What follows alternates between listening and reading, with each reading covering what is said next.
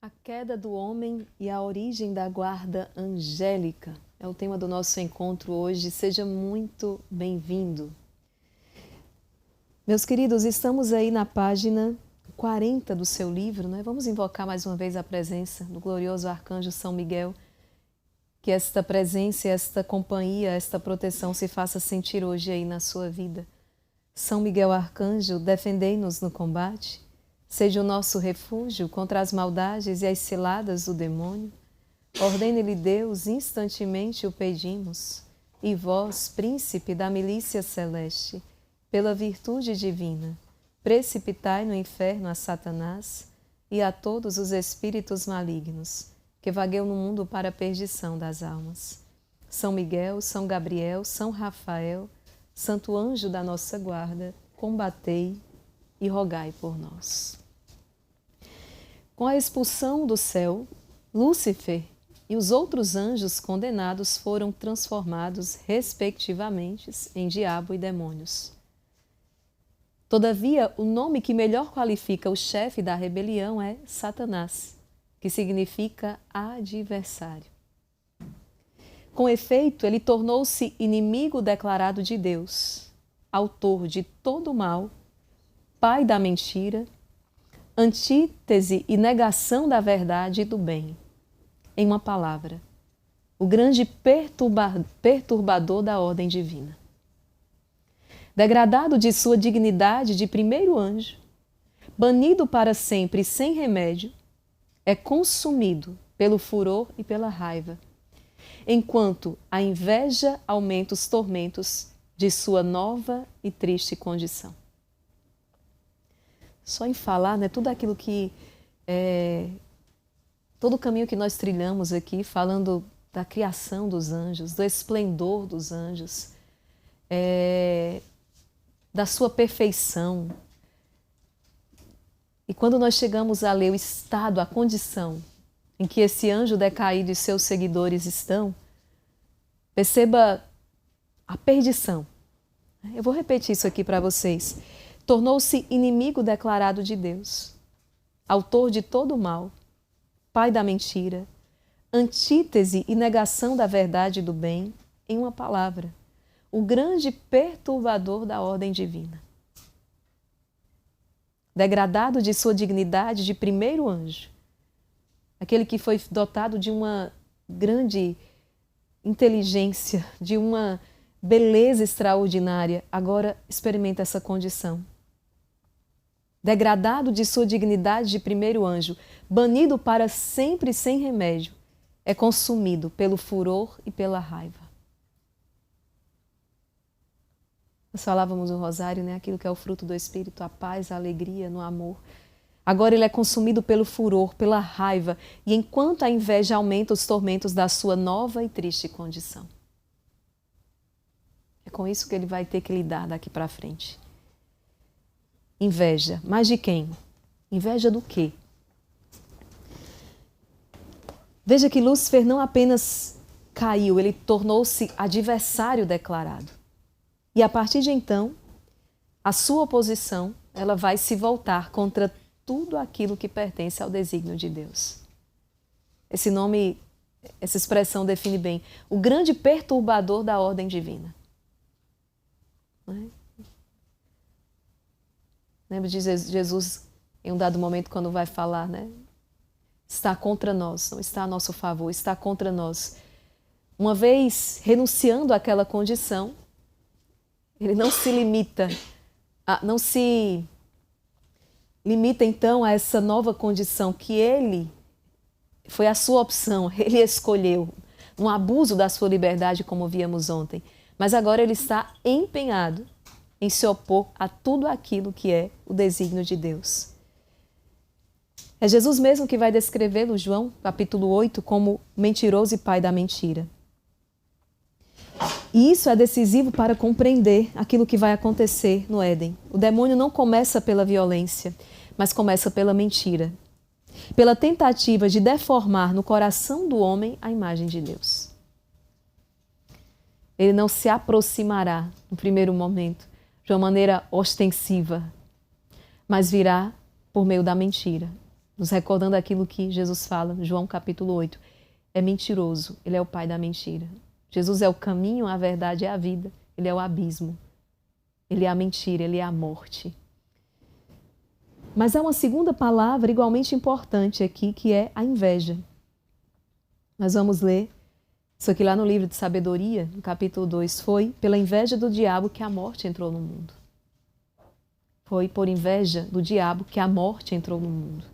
Santo Agostinho, comentando o episódio da queda, explica que o anjo rebelde, já privado da felicidade que havia recusado, passou a invejar a condição do homem ainda íntegro e, movido por essa inveja, procurou seduzi-lo. Eu não tenho, né? Quando eu não tenho, você não terá também. Isso é a base da inveja. Não é simplesmente, não é querer o que o outro tem, mas é não querer que ele tenha. É uma verdadeira doença, né? É realmente algo diabólico. Não é que eu gostaria de ter o que o outro tem, é que eu não quero o que o outro tenha. A felicidade do outro, a alegria do outro é o que me incomoda. Então, o maligno, ele renunciando à sua condição, ele passa a ter inveja da condição do homem. É isso que ele está dizendo. Na cidade de Deus, Santo Agostinho descreve o demônio como aquele que, tendo caído por orgulho, invejou no homem aquilo que havia perdido. E é justamente por isso que o livro passa imediatamente a falar da criação do homem. Vamos ver. Além dos anjos, outra criatura havia recebido a existência. Constituída de alma e corpo, ele era síntese e expressão de dois mundos, o do espírito e o da matéria, o do visível e do invisível. Era, por assim dizer, um mundo em miniatura, um microcosmo. E essa criatura era o homem. Nós já vimos isso aqui, não é? Em formações anteriores. Também ele, como os anjos, era a imagem natural de Deus, pelas faculdades espirituais da inteligência e da vontade. Também ele era fruto do imenso amor divino, conforme um desígnio concebido desde toda a eternidade. Por isso, bem podia o Senhor dizer ao povo de Israel: amei-te com amor eterno. Amei-te com amor eterno. Veja, o homem aparece como uma criatura singular, corpo e espírito, feito imagem de Deus, chamado à comunhão com Ele.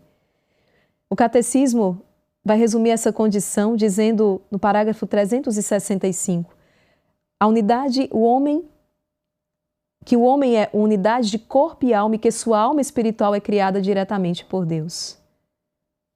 A unidade da alma e do corpo é tão profunda que se deve considerar a alma como a forma do corpo. E por isso a inveja de Satanás não se dirige apenas a uma criatura qualquer. Ele vê diante de si uma criatura amada por Deus, destinada à amizade divina e chamada à glória. Então, ele não está diante de uma criatura qualquer, mas da obra-prima das mãos de Deus. Deus criou tudo e viu que era bom, criou o homem e viu que era muito bom. Esse homem chamado à amizade com Deus, à comunhão com Deus. Amei-te com amor eterno, amado por Deus. E ele não suporta. É nesse sentido que sua oposição contra o homem deve ser entendida como continuação de sua oposição contra o próprio desígnio de Deus. O maligno, ele quer aqui atingir Deus, como falávamos ontem, não podendo fazê-lo de maneira direta, fará de maneira indireta, trazendo a desordem, a perturbação em tudo aquilo que foi a ordem estabelecida por Deus. Eu não posso contra você, mas então eu posso contra aquilo que você criou. Aquele que se tornou adversário de Deus passa a atacar a criatura que Deus ama. Aquele que se tornou adversário de Deus passa a atacar a criatura que Deus ama.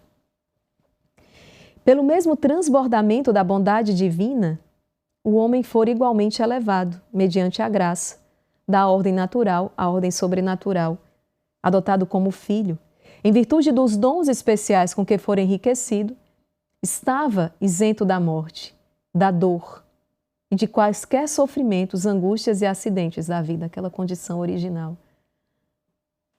O homem estava isento da morte, da dor e de qualquer sofrimento, angústia e acidentes da vida. Como consequência desses dons, não havia desarmonia entre o espírito e a carne. Esses dois elementos se uniam no homem em perfeita harmonia, nenhum prevalecia desordenadamente sobre o outro. E as exigências da carne permaneciam em perfeita sujeição ao espírito. É aquilo que a igreja chama de estado de santidade e justiça original. Essa era a condição do homem. Havia uma ordem perfeita, havia uma harmonia. O corpo não estava nessa briga com o espírito. A quaresma passada nós dedicamos inteira, não é, a toda essa questão da vícios e virtudes. E as aulas ali iniciais foi exatamente tocando neste ponto. Havia uma harmonia perfeita. O corpo não havia declarado guerra ao espírito. O homem tinha um domínio de si, o que lhe possibilitava então dominar sobre a criação. E é aqui onde ele será afetado naquela queda. Vamos lá. Vamos compreender primeiro o que o homem havia recebido para entender o que é que ele perdeu. Vamos ao Catecismo, parágrafo 374.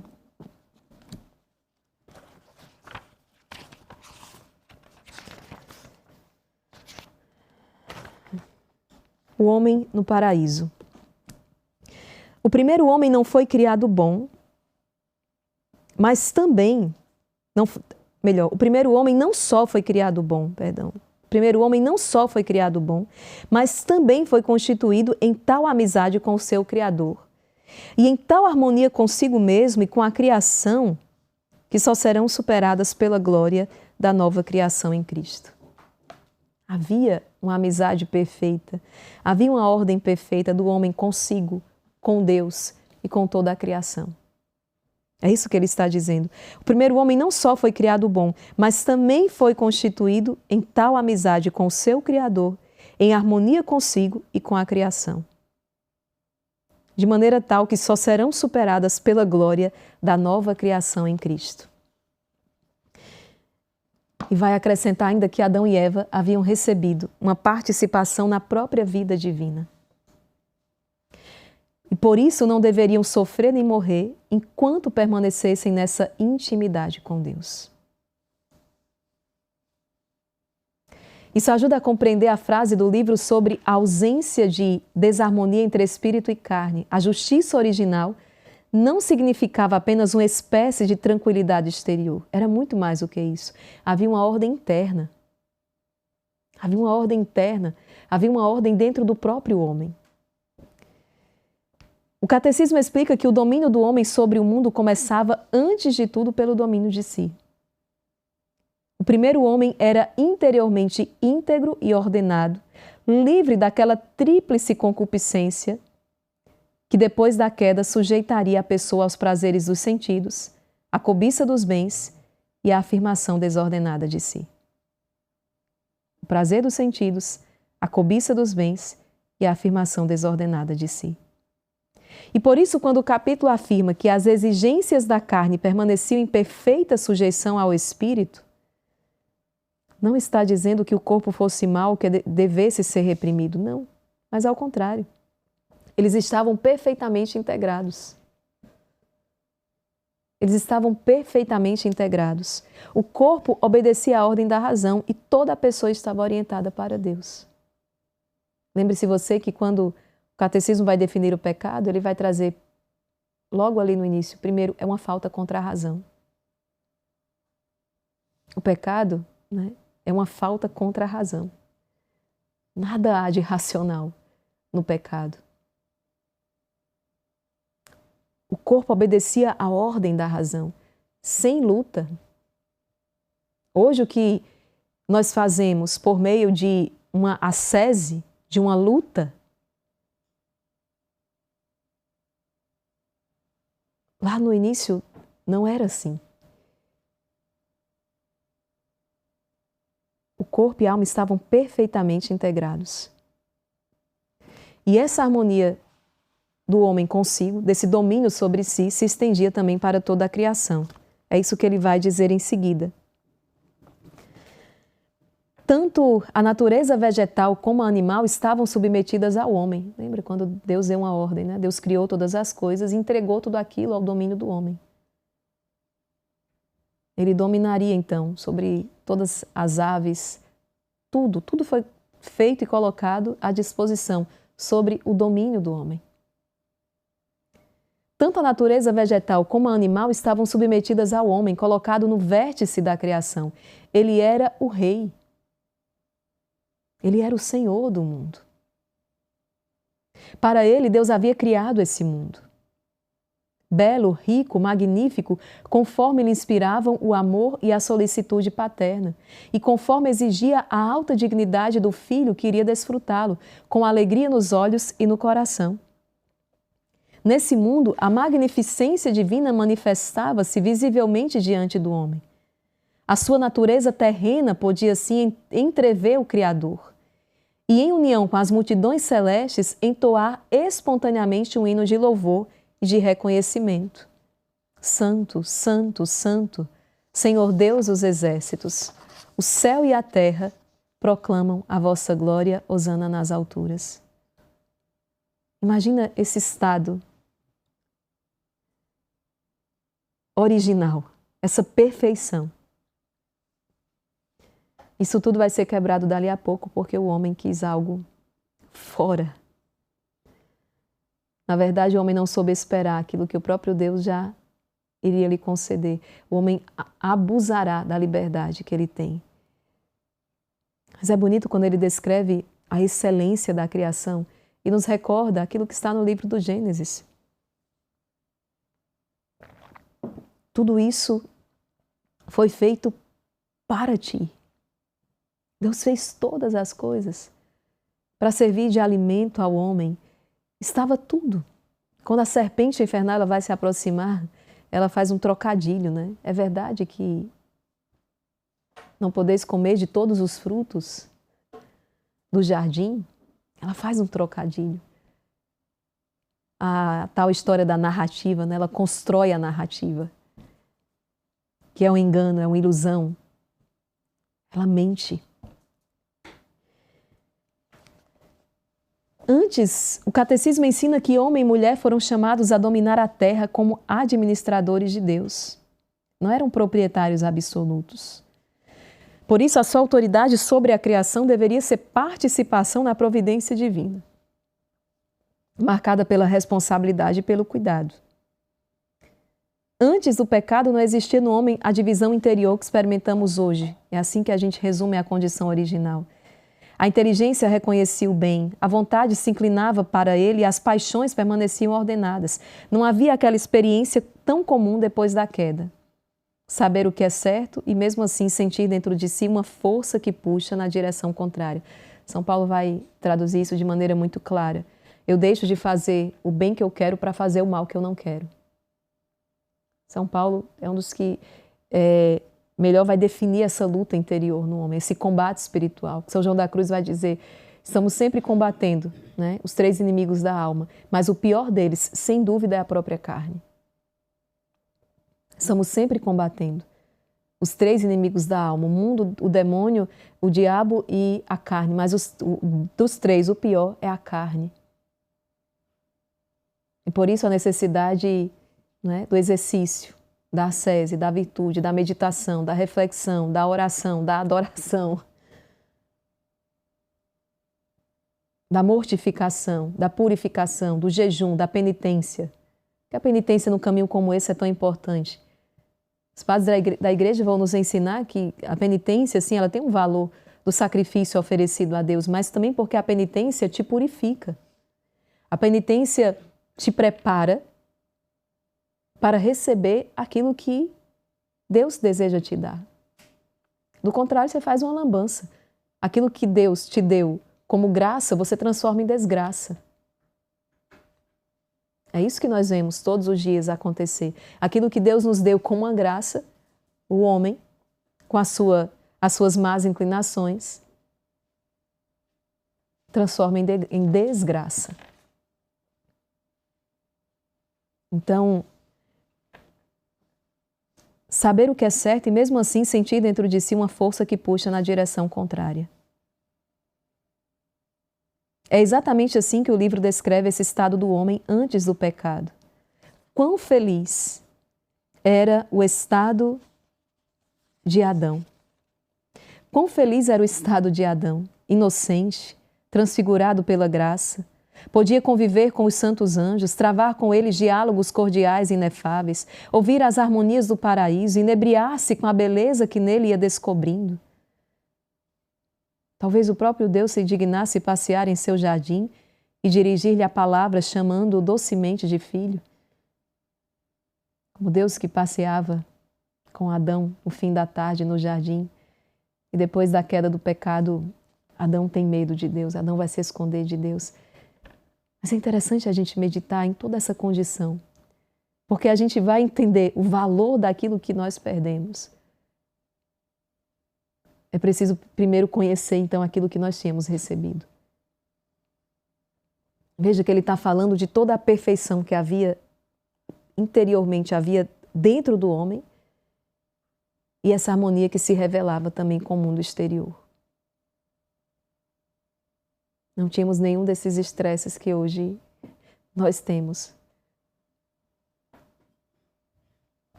Além disso, Adão não era o único a desfrutar dessas maravilhas. Deus lhe havia dado uma companheira, Eva, e com ela o homem deveria guardar e cultivar aquele lugar de delícias. Mais ainda, tinha a missão de expandi-lo, povoando e dominando a terra e suas energias conforme a ordem divina. Povoai a terra e dominai-a. É isso que nós vemos no Gênesis. Ambos deveriam levar ao pleno desenvolvimento essa natureza que saíra como em esboço das mãos do Criador. Tornar-se-iam, assim, prestimosos cooperadores de Deus, mediante um trabalho que, longe de os enfraquecer ou cansar, aumentaria neles a alegria de viver. Não era um trabalho que cansava, pelo contrário, mas um trabalho que aumentava a alegria de viver. Esse trecho mostra que a vida no paraíso não era passiva. Adão e Eva tinham recebido eles também uma missão. Povoai a terra, dominai-a. Era necessário cultivar. Deveriam guardar, cultivar, fazer frutificar aquilo que Deus lhes havia confiado. O catecismo confirma expressamente que o trabalho ele é anterior ao pecado. Lá no parágrafo 378 do Catecismo da Igreja Católica, nós vamos ler o seguinte. O sinal da familiaridade com Deus é o fato de Deus colocar o homem no jardim. Lá ele vive para cultivar e guardar. O trabalho não é uma penalidade, mas a colaboração do homem e da mulher com Deus no aperfeiçoamento da criação visível. Isso aqui é muito interessante, né? Porque Deus criou, mas confiou ao homem levar então essa criação ao aperfeiçoamento. Foi uma obra finalizada. Deus criou, mas quis contar com o homem no aperfeiçoamento.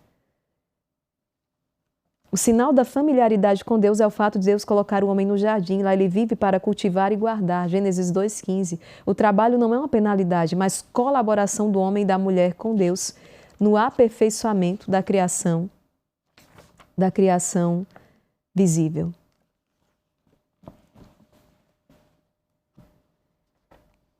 Essa afirmação muda a maneira como se compreende o trabalho, né? O castigo não é o trabalho em si, mas a fadiga, o suor, a resistência que passarão a acompanhá-lo depois da queda. Santo Agostinho também insiste que o paraíso deve ser compreendido ao mesmo tempo em sua realidade corporal e espiritual. Havia um verdadeiro jardim, mas a felicidade nele experimentada vinha sobretudo da ordem da alma diante de Deus. Então o homem colaborava com o Criador, trabalhava na obra de suas mãos. Deus não entregou algo finalizado, mas em vias de, e o homem assumia ali o seu papel, cultivando, guardando. Mas isso não gerava nele um cansaço, uma fadiga, um estresse, muito pelo contrário. Ele fazia isso de maneira perfeitamente ordenada. Perfeitamente ordenada. E encontrava nisso aqui uma imensa alegria. Isso aumentava nele a alegria de viver. Desse primeiro casal nasceria uma civilização. Uma grande sociedade, reflexo da ordem celeste, na qual a caridade seria a lei suprema. Por fim, despontaria o grande dia, tão desejado e prometido por Deus, em que a humanidade seria levada à glória e à bem-aventurança do paraíso celeste.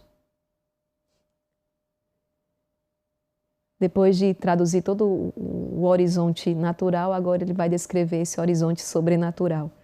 O homem não havia sido criado apenas para viver bem na terra. A sua vocação última era Deus.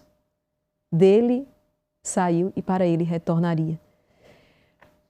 Vamos ver o que o Catecismo fala a respeito disso aqui, parágrafo 381.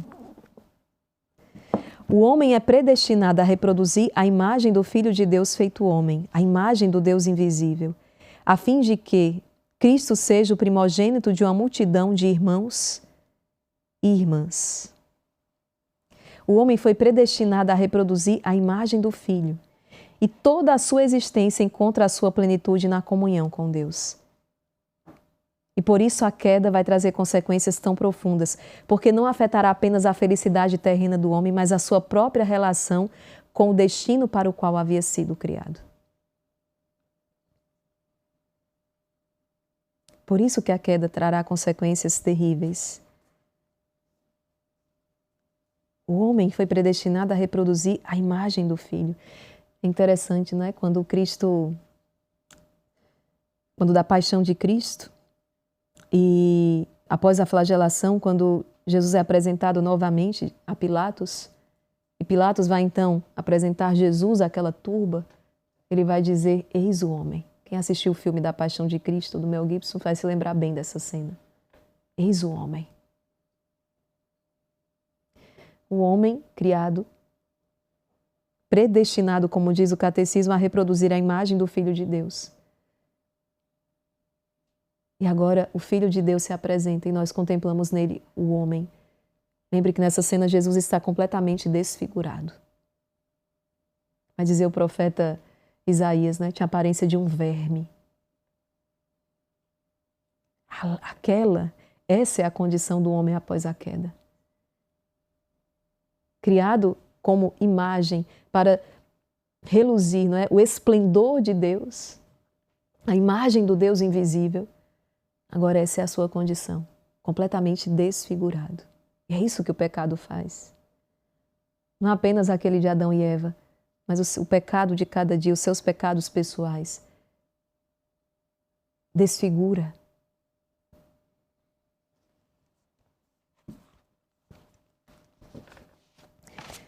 Tais eram as fascinantes e grandiosas perspectivas que o Senhor abrira diante dos olhos de Adão e Eva. Entretanto, assim como antes ocorrera com os anjos, eles também deveriam merecê-las. Era necessário que dessem provas de fidelidade, de submissão, de obediência e amor ao seu benfeitor e Senhor. Aquilo que falamos outrora para os anjos, nos recordamos aqui também ao tratar da prova a que o homem foi submetido. Deus havia colocado no paraíso terrestre uma árvore, a da ciência do bem e do mal, e ordenara: podeis comer dos frutos de todas as árvores do paraíso, exceto dos frutos da árvore da ciência do bem e do mal. No dia em que deles comerdes, morrereis. Esse era o mandamento do Senhor. E a sua observância garantiria ao homem a posse do céu. O homem não foi Não foi criado como uma máquina de obediência, né? Mas ele foi criado por amor e para amar. E nós já vimos aquilo que nós falávamos a respeito dos anjos, só amor onde há liberdade. Deus dotou-nos dessa mesma liberdade. Claro, com a diferença de que o nosso conhecimento, por causa da nossa natureza inferior em perfeição à natureza dos anjos, o nosso conhecimento ele é um tanto quanto embotado. Nós não vemos com a clareza com que os anjos viam. Mas ainda assim, dotado de liberdade para decidir, para escolher. A prova ela só pode ser compreendida a partir exatamente dessa liberdade. A árvore do conhecimento do bem e do mal, ela não deve ser compreendida como uma armadilha colocada por Deus. Não. Mas manifesta um limite fundamental. O homem é uma criatura.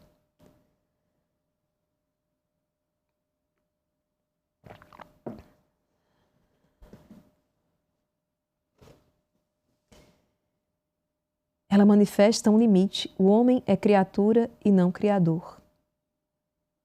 O catecismo explica que, simbolicamente, a árvore recorda o limite que o homem, enquanto criatura, deve livremente reconhecer e respeitar. Ele depende do Criador e está submetido às leis da criação e às normas morais que regulam a sua liberdade. O homem precisa escolher ser feliz. Ele não pode ser feliz do jeito que ele quiser. Ele tem uma natureza. Ele foi criado para o fim. E só observando os limites da sua condição e o fim para o qual ele foi criado, ele toca a felicidade. Então isso aqui é importante repetir. O homem, ele não consegue, ele não pode ser feliz do jeito que ele quiser. Essa é a frase diabólica. Seja feliz do jeito que você quiser. Não tem como. Porque ele foi criado, ele precisa observar as suas condições, como ele foi criado, para o que ele foi criado.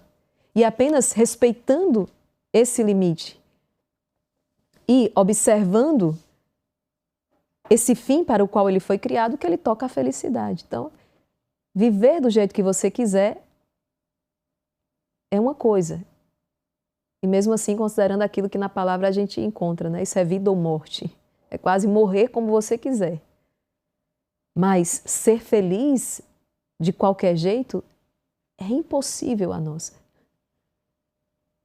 Nós só somos felizes quando respeitamos os limites da nossa condição de criatura, que nos faz totalmente dependentes do Criador, e escolhemos assim a vontade dele para a nossa vida. Fora desse caminho, pode haver muita coisa, mas nós não podemos falar em felicidade, no sentido de bem-aventurança. Então a árvore do conhecimento do bem e do mal manifesta ali um limite. Vamos ver o que diz o Catecismo, parágrafo 396. Deus criou o homem à sua imagem e o constituiu em sua amizade. Criatura espiritual, o homem só pode viver esta amizade como livre submissão a Deus. É isso que expressa a proibição feita ao homem de comer da árvore do conhecimento do bem e do mal, porque no dia em que dele comeres, com certeza morrerás. Gênesis 2:17. Então não posso comer da árvore do bem e do mal, da árvore do conhecimento do bem e do mal e continuar vivo. Assim se dá com o pecado. O pecado gera a morte. O fruto do pecado, o salário do pecado é a morte. A árvore do conhecimento do bem e do mal evoca simbolicamente o limite intransponível que o homem, como criatura, deve livremente reconhecer e respeitar com confiança. O homem depende do Criador, está submetido às leis da criação e às normas morais que regem o uso da liberdade. Ponto. O homem depende do Criador, está submetido às leis da criação e às normas morais que regem o uso da liberdade. Quero permanecer livre? Quero ser feliz? Quero ter paz? Eu preciso observar isso aqui. Do contrário, eu não tenho como ter paz, não tenho como experimentar a vida em abundância e muito menos não tenho como ser feliz.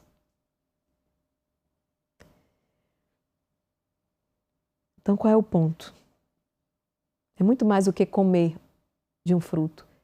É reconhecer, é saber quem determina o que é bom e o que não é. Quem determina o que é o bem e o que é o mal.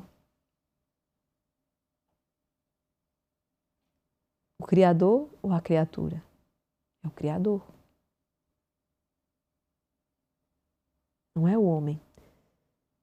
Isso ele recebeu. Né? É exatamente isso aí. Manda quem pode, obedece quem tem juízo. Não é difícil você compreender isso aqui quando você pensa num pai que verdadeiramente ama o seu filho. Esse pai, a sua autoridade sobre esse filho é um serviço, dizendo, filho, por aí não. Isso aqui não. Isso aqui sim. Comer isso agora, não. Fazer isso agora, não. Ele impõe o limite, porque é preciso respeitar, aquela criança ainda não sabe, está aprendendo. Então ele está ensinando, você tem limites. Da sua própria condição, não é uma invenção. Você pega algo que, uma analogia muito aquém aqui, mas se você pegar pegar a caneta e vai usar, sei lá, para mexer uma massa, mexer um líquido, né? Provavelmente você vai afetar o funcionamento dela. Pode ser que depois você tente escrever com ela e não dê muito certo mais. Então, é observar os limites da sua própria condição. O homem receberá de Deus a verdade sobre o bem ou desejará estabelecê-la por si mesmo? Isso significava, então, observar aquele mandamento, não coma deste fruto. Quem determina o que é o bem e o mal não é a criatura, mas é o Criador. Deus havia dado tudo ao homem. Havia apenas um limite que lhe recordava. O bem e o mal não são determinados pela vontade humana, são recebidos de Deus. Isso significava não comer da árvore do conhecimento do bem e do mal, porque não cabe ao homem determinar. O bem e o mal não é determinado pela vontade humana, mas são recebidos de Deus. Então, obedecer significava reconhecer. Deus é Deus, eu sou a criatura e eu confio nele. Por isso não comerei. Ele disse que não é para comer, eu não comerei. Vamos chegar na tentação. É por isso que a obediência aparece ligada ao amor. Obedece quem ama. É por isso que a obediência está ligada à fidelidade e ao amor. Obedecer a Deus significava reconhecer a sua bondade e confiar que o limite estabelecido por Ele não era uma privação, mas faz parte da ordem criada. Deus não está te privando de nada.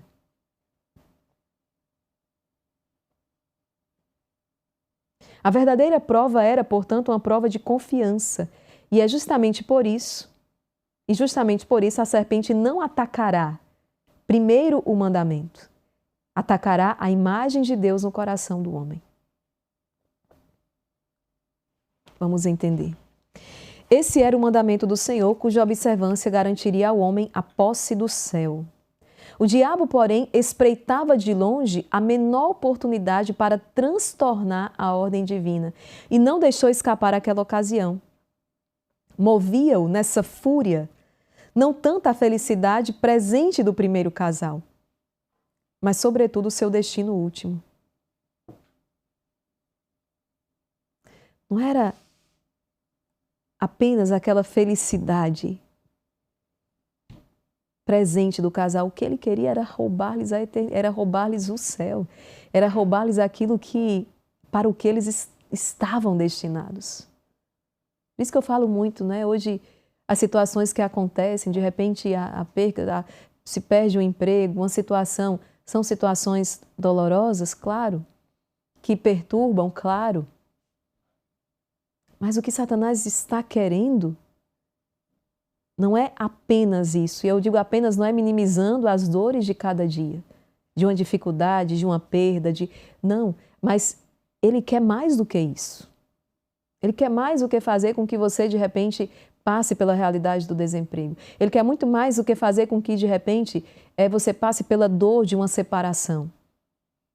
Ele quer que você vá muito além, de repente, de enfrentar um luto. Mas ele quer que, diante de um luto, de uma separação, de um desemprego, você se desespere a tal ponto em que você não vai desconfiar de Deus e fechar-se para Deus.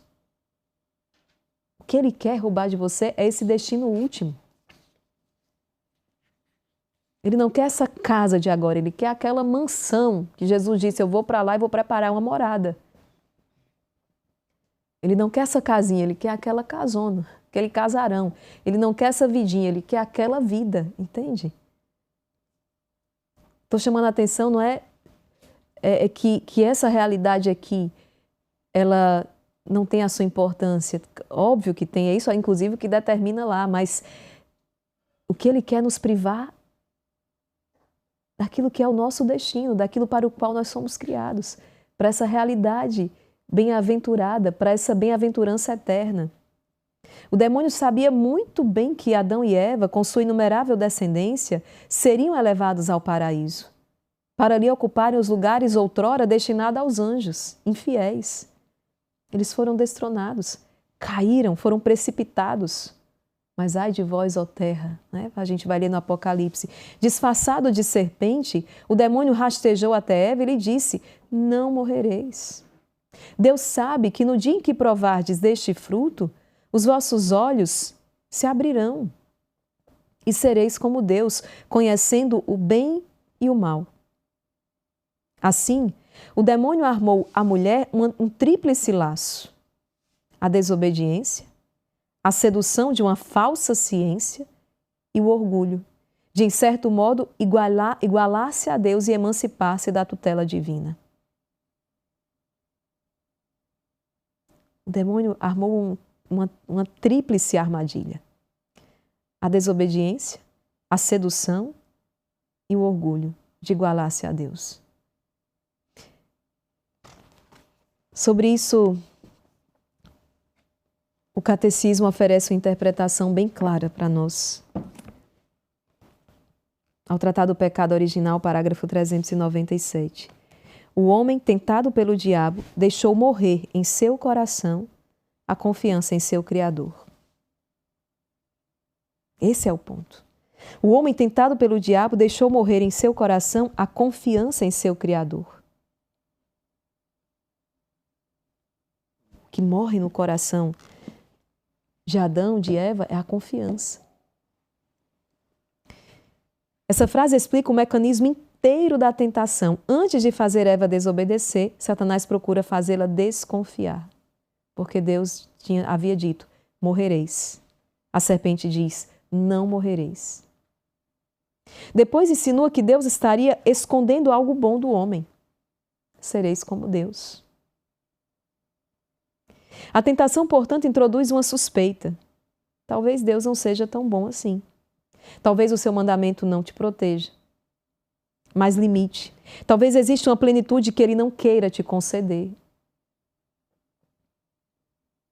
Era muito mais do que comer do fruto. Mas tudo o que isso significava. Toda essa realidade nós encontramos em cada pecado, em cada tentação. Não se trata apenas disso, mas de toda essa realidade que permeia. Talvez Deus não seja tão bom, talvez seu mandamento não proteja, mas te limite. Talvez exista uma plenitude que ele não queira te conceder. A serpente planta a desconfiança. E aqui nós vemos a ruptura da confiança filial. O Catecismo continua explicando que o primeiro pecado consistiu em o homem preferisse a si mesmo em vez de Deus, desejando ser como Deus, sem Deus, fora da ordem querida por Ele. Vamos ver.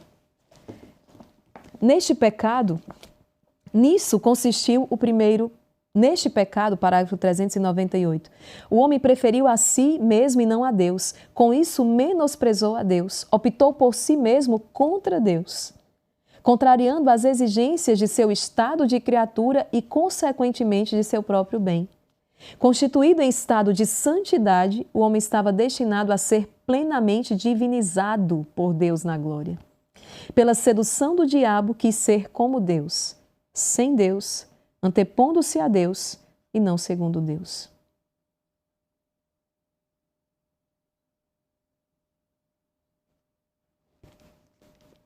Aquela mesma usurpação que nós havíamos falado ontem.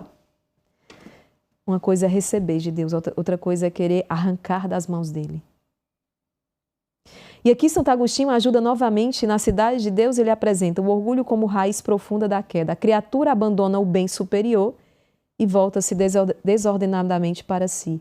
A serpente encontra espaço justamente quando consegue convencer o homem de que poderia encontrar sua plenitude afastando-se de Deus.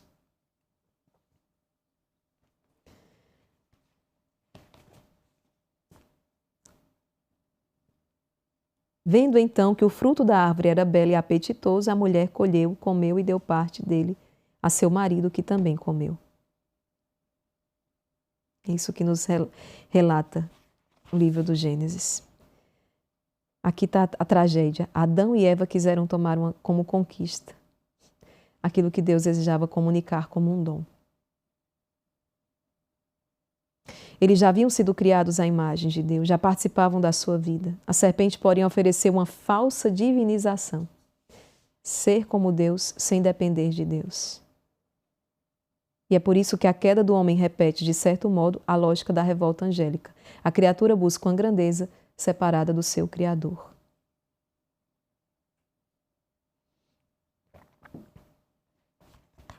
Veja quanta riqueza. O livro, nesse capítulo, ele traz tudo aquilo que Deus deu ao homem. Deus criou o homem. Deus deu ao homem. Deus concedeu tudo ao homem. Ele experimentava de uma ordem tremenda, até que entra a tentação. Satanás, movido por inveja de tudo aquilo que ele também já havia perdido. Ele tem inveja da condição do homem. Ele também não quer que o homem tenha. Então, vamos descobrir o que o pecado produziu no homem. É isso que ele vai falar agora. Depois de o ter levado a cometer o pecado com as mesmas armas que haviam conduzido o próprio demônio à ruína, a serpente desaparece, deixando Adão e Eva na confusão e no assombro. E é assim que ele age, inclusive hoje. Ele te envolve numa teia e depois que você experimenta do veneno, pronto, você é jogado na sarjeta. Que, na verdade, ele nunca quis nada com você. O que ele quer é roubar de ti. É exatamente aquele destino para o qual você foi criado, ferindo a sua amizade com Deus. Com efeito, os olhos do primeiro homem se abriram, mas de modo muito diferente daquele que esperava. Que terrível constatação! Em um instante, os progenitores do gênero humano perceberam a ruptura que haviam aberto na criação. Entre Deus e o mundo, abrira-se um abismo. Logo compreenderam que a harmonia havia desaparecido do próprio ser humano. E em seu lugar surgiram as revoltas da concupiscência, a rebelião da natureza exterior. Reconhecendo por esses sinais a justiça de Deus, tiveram medo e procuraram esconder-se dos olhos do Senhor, manifestando nesse gesto o obscurecimento da inteligência. A serpente tinha feito uma promessa, né? Os vossos olhos se abrirão. E aconteceu. Mas não da maneira que eles esperavam. Os olhos de Adão e Eva se abrem, mas o que encontram não foi a grandeza prometida, sereis como Deus. Encontraram a própria nudez, a vergonha, o medo e a ruptura da comunhão com Deus. Tá aí o que você ganhou, né? Aquele que prometera uma liberdade maior conduziu o homem precisamente à perda da liberdade interior que possuía. Prometeu tudo, entregou nada. É assim que Satanás faz. Os vossos olhos se abrirão, de fato se abriram, mas não contemplaram a grandeza esperada. Sereis como Deus. Pelo contrário, tocaram de maneira quase desesperada a sua limitação, a sua finitude, o medo, a angústia. Para compreender a força desse trecho, é preciso colocá-la ao lado daquilo que vimos anteriormente. No estado de justiça original, o que havia? Harmonia entre Deus e o homem, entre a alma e o corpo, entre o homem e mulher, entre a humanidade e toda a criação. Depois do pecado, essa ordem é atingida, em todas as suas dimensões. Catecismo, parágrafo 400. A harmonia na qual estavam, estabelecida graças à justiça original, está destruída. Está destruída. O domínio das faculdades espirituais da alma sobre o corpo é rompido. A união entre o homem e a mulher é submetida a tensões. Então, suas relações serão marcadas pela cupidez e pela dominação. A harmonia com a criação está rompida. A criação visível tornou-se para o homem estranha e hostil. Por causa do homem, a criação está submetida à servidão da corrupção. Enfim, se realizará a consequência explicitamente anunciada para o caso de desobediência. O homem voltará ao pó do qual é formado. A morte entra na história da humanidade. Não coma, porque no dia que dele comerdes, morrereis. Eu vou continuar a formação. A gente vai iniciar a Santa Missa.